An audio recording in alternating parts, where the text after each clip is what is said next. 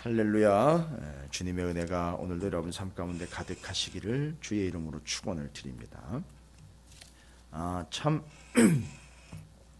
뭐 고민이랄 건 없는데 참 어떻게 받아들여야 될지 다소 난감하게 받아들이는 족보 이야기가 이제 또 나왔습니다. 물론 오늘 족보는 누가복음에 나온 족보도 있지만 마태복음 1장 1절부터 17절까지 나와 있는 족보도 있습니다.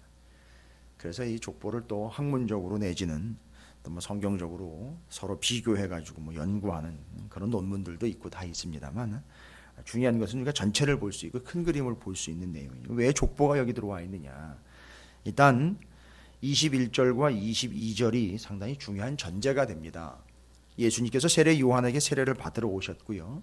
세례를 받고 난 다음에 하나님이 예수 그리스도를 향해서 하신 말씀이 두 마디입니다.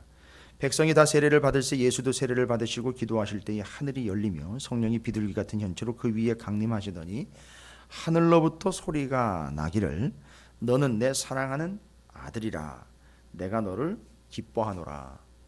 이걸 뭘로 증명하느냐? 여러분 좀 이해가 안 되시겠지만 내 아들이다, 내가 너를 기뻐한다, 이걸 구구절절히 하나님이 좀 설명해 주셔서 이래서 나는 너무너무 기쁘고 이래서 나는 너무너무 좋고 이래서 이 예수가 세례를 받으러 온 예수가 요한에게 세례를 받으러 왔지만 그는 내 아들이라, 뭐 이렇게 요목조목 좀 이해하기 쉽고 근거들이 확실한 여러 가지 이야기들을 좀 해주시면 그래서 하나님의 아들이고 그래서 하나님이 기뻐하시는구나 이럴 수 있는데, 여러분 누가라는 사람은 대단한 사람입니다. 이 글쓰기에 능할 뿐만 아니라 생각하는 것과 사고하는 것이 이미 헬라 철학이라든지 그 당시에 유행했던 모든 학문들을 다 섭렵을 한 사람이에요. 의사가 된다는 건 오늘처럼 의학만 공부한다고 되는 게 아니고 의학이 됐든 전문 분야가 됐든 이 전문 분야에 올라갔다는 얘기는 모든 기초 분야를 다 섭렵을 했다는 얘기입니다. 이 당시의 학문이 그렇습니다. 근데 어쨌든 이 누가가 글쓰기도 그렇고 사고하는 것도 글 써놓은 걸 보면서 생각하는 걸 보면 우리가 너무 쉽게 봐서는 안 된다는 거죠. 그렇다고 우리 스스로를 또 여러분들을 폄하하거나 무시하는 건 아닌데, 죄송한 얘기지만 수준은 수준이니까 인정은 해야 돼요. 누가는 상당히 수준 있게 글쓰기를 했어요. 그러면 뒤에 족보 이야기가 23절부터 38절까지 길게 나와 있는데 이게 느닷없이 생뚱맞게 등장한 본문이 아니고요.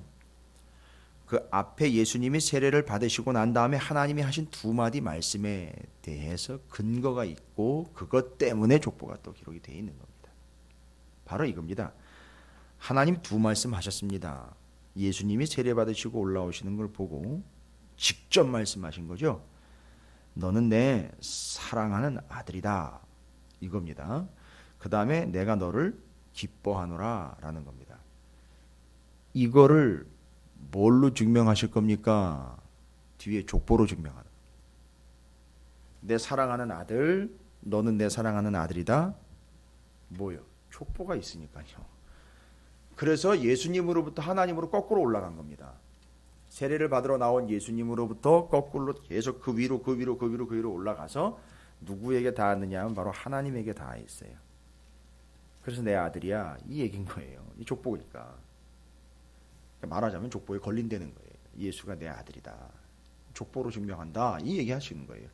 그리고 내가 너를 기뻐하노라.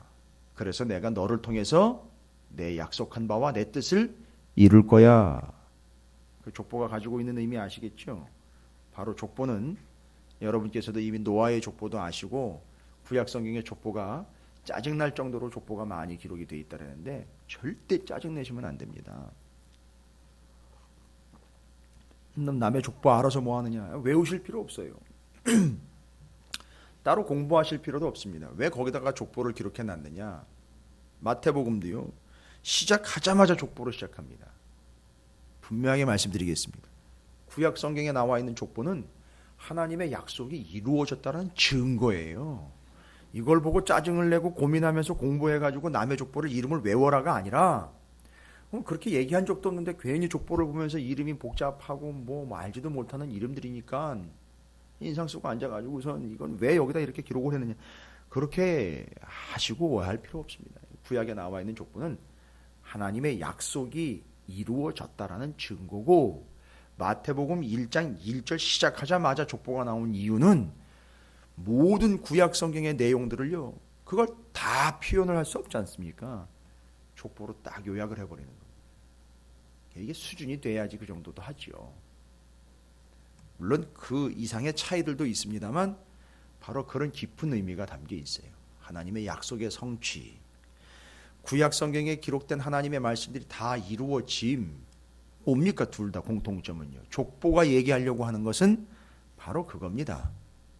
하나님의 입장에서는 족보를 통해서 내 아들이라는 걸 증명을 하고, 그걸 통해서 내 뜻이 이루어질 것이니까 내가 너를 기뻐한다라는 의미. 그러니까 예수 그리스도를 통해서 다 이루실 거거든요. 완성될 거거든요. 그리고 예수님은 다 이루었다라고 얘기를 했고, 하나님은 그게 너무너무 기쁘신 거예요. 예수님을 보면 그 자체가 하나님 뜻이기 때문에 이루어질 게 뻔한 거고, 이루어질 걸 기대하기 때문에 하나님이 기뻐하신 거예요. 그걸 그 뒤로 족보로서 표현을 다시 해낸 겁니다. 이걸 볼 수 있어야 된다는 거죠. 이게 성경을 보는 거죠. 그러면서 예수님의 족보가 누가복음에서는 예수님으로부터 시작을 해서 하나님으로부터 거꾸로 올라갑니다. 그러나 마태복음은요, 그 위로부터 내려옵니다. 이 뭐가 차이가 있느냐? 뭐 여러 차이들을 이야기합니다. 뭐 모계의 족보다, 아버지의 족보다, 뭐 이런 얘기들이고요. 뭐 여러 가지 설명들을 지금 여기서 할 필요는 없습니다. 그걸 공부하거나 연구할 게 지금 대상은 아니니까.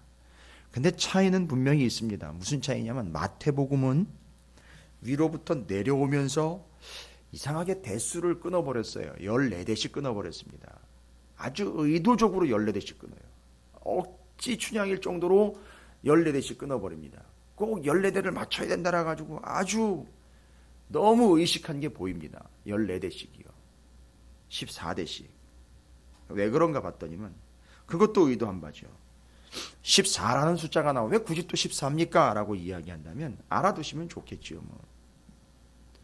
그 족보에 또 그 족보가 이야기하고 있는 그 메시지 메인 중심, 뭐 내용, 뭐 중심 사람, 뭐 이럴 수도 있지만 여러 사람 나오니까 마태가 이야기하는 건 왜 14대냐 하면 예수 그리스도를 다윗의 후손으로 보고 핵심 인물을 다윗으로 기준을 삼았습니다. 물론 그 이전도 있지만 그 언약과 약속이 하나님의 뜻으로 다윗의 자손이라는 명백하게 제시가 된 그 다윗의 자손이라는 근거를 가지고 이야기를 할 때에 예수께서는 다윗의 자손이요. 심지어 그런 논쟁도 있었죠. 다윗이 어떻게 자기 후손으로 올 이 메시아에 대해서 주님이라고 부를 수 있느냐. 아무 소리도 못했죠. 주변에 있는 사람들이. 찍소리도 못했습니다. 자, 그런 여러 가지 근거들이 이해가 되려면 그건 바로 유대인들이 이해를 할 수 있는 거죠. 그런 내용들은. 왜 14대로 끊었느냐? 다윗이라는 이름을 자음이요. 다윗이라는 우리나라 말로는 자음이 다윗 하면 별로 없어요. 그런데 히브리어로는 다윗 이게 3개가 나옵니다. 자음이. 그럼 그거를 자음을 숫자로 변화시켜요. 게마트리아라고 그러는데 자음을 숫자로, 옛날에는 숫자가 없었기 때문에 그 알파벳의 자음을 가지고 이건 숫자 몇을 의미한다라는 이렇게 숫자랑 연결한 게마트리아라는 게 있었습니다. 그런데 그 숫자로 환산을 하면 다윗에 들어간 자음들이 숫자로 다 합치면 14라는 숫자가 나옵니다. 그건 의도한 거예요. 그래서 그 족보를 14대씩 끄는 거예요. 그래서 다윗이 상당히 중요한 인물이라는 거죠. 그러면서 얘기하는 건 뭡니까? 그 14대씩 아브라함과 그 다윗이라는 근거를 통해서 마태는 마태복음에서 족보를 기록을 해주고 있어요. 그래서 예수님은 이렇게 얘기하는 거죠. 마태는 마태복음을 통해서 예수님은 유대인으로 오셨고, 유대인으로 오시면서 유대의 왕으로 오셨고, 유대의 혈통이다라는 걸 유대인들이 이해하기 쉽게 유대인들의 관점에서 쓴 겁니다. 그러니까 유대인들을 의식하면서 기술을 한 겁니다. 그러니까 이야기하자면 그겁니다. 빼도 박도 못하게 유대인이니까 정확하게 유대인이라고 주장하는 너희 유대인들은 바로 이 다윗의 혈통에 의한 예수 그리스도로 메시아로 오신 예수 그리스도를 꼭 믿고 구원을 얻어라. 그리고 그 예수는 구약 성경 39권이 완벽하게 이루어져 성취가 된 하나님이 그가 세례를 받을 때 이게 내 아들이고 내가 그를 기뻐한다라고 이야기한 근거를 가지고 정확하게 믿어라. 누구보다도 유대인인 너희들은 먼저 믿어야 된다. 너희들은 모른다라고 이야기할 수 없다. 너희들 족보를 알고 있지 않느냐? 그 위로부터 아래로까지 다 알고 있는 그 족보로 예수 그리스도는 다윗의 정통 혈통으로 나신 바 우리 유대인들이 거부하면 끝장나는 거다. 똑바로 믿어라. 이런 얘기겠죠. 이게 마태복음이 가지고 있는 족보의 하나의 특징이라고 할 수 있어요. 그래서 위로부터 내려옵니다. 그런데 누가는요 다릅니다. 예수로부터 올라가는데 아브라함이나 다윗에게 다 있질 않아요. 아브라함과 다윗을 통하여 어디로 가느냐 하면 하나님께로 갑니다. 그러면 그게 의도가 뭐냐? 누가는 이방인이에요. 이방인이기 때문에 이 족보를 통해서 그럼 뭐 유대인만 믿고 유대인만 정통 혈통이고 그럼 뭐 신앙생활 오래 한 사람들만 끝이냐? 여러분 이렇게 빈정거릴 수 있거든요. 충분히. 그러면 유대인들이나 믿지 뭐. 성경의 구약도 다 유대인들 얘기니까 유대인들이나 믿지. No. 그 한 민족을 통해서 모든 민족을 구원해 내려고 하는 하나님의 뜻이 말씀에 담겨 있다라는 걸 족보를 통해서 담아낸 거예요. 그래서 누가복음의 족보는 바로 그겁니다. 왜 하나님에게로까지 다 있느냐? 하나님께서 그 예수 그리스도를 통해서 온 인류를 구원하시기 위한 뜻이 담겨 있다라는 걸 누가는 마태와는 좀 다르게 이런 식으로 표현을 한 겁니다. 그래서 거꾸로 올라가 하나님에게로 다 한 거죠. 그래서 그 하나님은 이스라엘이라는 한 민족을 선택하셨고 한 민족을 선택한 이야기는 마태가 기록을 했어요. 그런데 누가는 한 민족을 선택한 이유는 뭐냐? 모든 민족을 구원하시기 위한 하나님의 뜻이다. 이게 둘의 차이이면서 족보를 따로따로 볼 게 아니라 두 족보를 같이 보고 하나님의 본 의도를 깨달아야 하는 겁니다. 그럼 뭐 간단한 겁니다. 족보가 여러 이름이 나오고 위로 올라가고 위에서부터 아래로 내려오는 여러 대수가 있어서 힘들고 뭐 14대씩 끊었다 그렇고 유대인들을 대상으로 했다고 온 인류는 뭐 이방인들을 다 대상으로 했다라고 여러 가지 복잡한 거 여러분께서 고민하시거나 그것을 여러분께서 염두에 두실 필요 없습니다. 말씀하시려고 하는 명확한 메시지. 두 개의 족보를 합쳐서 이해하시는 연결을 해서 정확하게 전체적인 메시지를 이해하는 것 맞습니다. 예수님은 하나님의 아들이신 걸 족보를 통해서 드러내셨고 하나님은 그 족보를 통해서 하나님의 약속하신 바 뜻을 이루실 것 이것이 확실하게 드러난 게 족보입니다. 그런데 마태와 누가는 좀 다르다라는 건 다른 의미가 아닌 대상이 달랐기 때문에 유대인들의 관점에서 유대인들을 이해시켰고 누가는 유대인뿐만 아니라 온 인류인 이방인들까지도 구원을 얻게 하기 위한 하나님의 뜻이 이렇게 담겨 있다라는 걸 족보라는 걸 통해서 말씀을 한 겁니다. 그러면 마태복음과 누가복음의 족보를 종합을 하도록 하겠습니다. 그게 오늘날 우리가 정리해야 될 족보의 메시지입니다. 첫 번째, 사실이라는 거예요. 족보가 사실이라는 게 아니라 하나님의 뜻과 역사와 말씀이 사실이라는 겁니다. 여러분 족보는 조작하면 안 되거든요. 조작을 할 수가 없거든요. 왜냐하면 여기 있는 이름들은 다 태어났던 인물들이거든요. 사실이야 이거예요. 아, 하나님의 역사는 모두가 다 사실이구나. 두 번째, 아까 제가 말씀드린 거죠. 족보를 읽으면서 우리가 괜히 오해하거나 실증을 내거나 짜증을 낼 필요가 없습니다. 아, 사실이로구나. 두 번째, 하나님의 약속은 반드시 이루어지는 것이로구나. 약속의 성취. 혹시 궁금하시면 노아 이후의 족보를 다시 한번 보십시오. 주님이 생육하고 번성하라라고 이야기한 것 뒤에 족보가 나와요. 생육하고 번성하라. 약속이면서 명령이거든요. 그게 이루어진 증거를 뭘로 봅니까? 족보로 보여주신 거예요. 그 의도를 알아야 돼요. 그래서 약속은 이루어진다. 말씀은 이루어진다. 이게 족보의 숨긴 의미입니다. 그리고 마태복음과 누가복음의 족보를 종합을 합니다. 하나님은 한 민족을 통해 모든 민족을 족보에다가 담아놨어요. 그래서 한 민족을 통해 모든 민족을 구원하시고 한 민족 모든 민족 이야기를 족보에다 담아놓은 거예요. 그래서 마태복음과 누가복음의 족보를 함께 보시고 오늘 누가복음의 족보는 가지고 있는 의미는 바로 뭐냐? 한 민족인 유대인들을 하나님 선택하신 중요한 사실에 근거해서 모든 민족이 구원 얻기를 바라시는 하나님의 계획이 담겨 있음을 누가복음에다가는 명확하게 기록해 놓은 거예요. 그러니까 누가가 마태복음의 마태의 족보도 충분히 봤고요. 그 이전에 구약 성경도 충분히 다 섭렵한 거지요.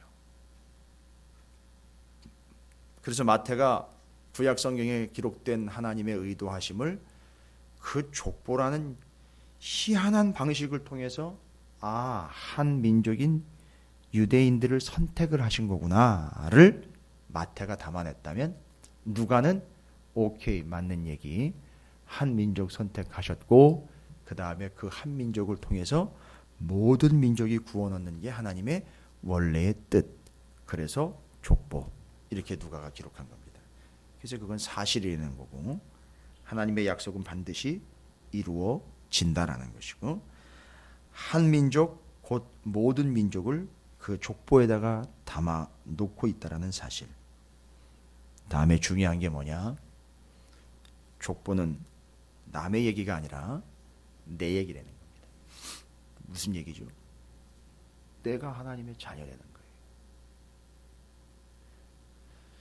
자녀라는 이야기를 하려면 첫 번째 유전자 이야기를 해야 돼요. 두 번째 다윗의 이야기도 솔로몬의 재판 이야기도 나와 있지만 누가 친자냐 이게 또 이야기가 돼야 되죠. 요즘 같으면 유전자 검사하면 끝나겠지만 그 당시엔 그게 안 되니까 지켜봐야죠. 지켜보다 보면 닮아갈 거 아닙니까? 여러분 족보 이야기가 그냥 대충 넘어갈 얘기가 아닙니다. 왜 족보를 우리 앞에 갖다 들이대셨습니까? 남의 족보다 너랑 관계없는 성경에 그냥 기록된 역사에 절대 아닙니다. 우리 보고 지금 묻는 거예요. 나보고 묻는 거예요. 넌 내 새끼 맞아? 굳이 강력하게 이야기하자면 족보 앞에서 우리는요. 우리가 정말 은혜스럽지 않게 하는 얘기가 뭐 족보 들추느냐 등 이런 식으로 비아냥거리면서 이야기를 하는데 절대 그게 비아냥거릴 얘기가 아닙니다. 하나님이 우리 앞에 족보를 갖다 들이미신 이유는 이겁니다. 넌 내 새끼 맞냐? 이 얘기인 겁니다. 우리에게 족보를 주신 이유는 넌 내 새끼 맞느냐 이거예요. 넌 내 자녀가 맞느냐? 나를 닮아가고 있느냐? 아버지의 뜻을 행하고 있느냐? 이것 왜? 내 기쁨이 되고 있느냐? 하나님이 예수님을 보면서 내 아들이고 내가 기뻐하는 자다라는 이야기 족보를 통해서 담아내려고 했다면 오늘날 우리에게는 바로 그걸 얘기하시는 거죠. 너도 내 새끼고 내 자녀인데 너는 나를 닮아 있느냐? 너는 나의 기쁨이 되어 있느냐? 너는 나의 자녀답느냐라는 걸 질문하고 있는 겁니다. 저는 조금 더 깊이 갔어요. 우리가 더 깊이 좀 가야 되는 것은 이 족보를 보고 하루 종일 질문하시기 바랍니다. 이게 은혜가 돼가지고 우리 집안 족보도 다시 한번 들춰보는 것도 의미가 있겠지만 너무 아쉽습니다. 그 정도에서 멈추지 마시고요. 내가 하나님의 자녀가 맞느냐? 닮아 있느냐? 아버지의 뜻을 행하고 있느냐? 기쁨이 되고 있느냐? 닮아가고 있느냐? 내가 그 후손이 맞느냐? 이겁니다.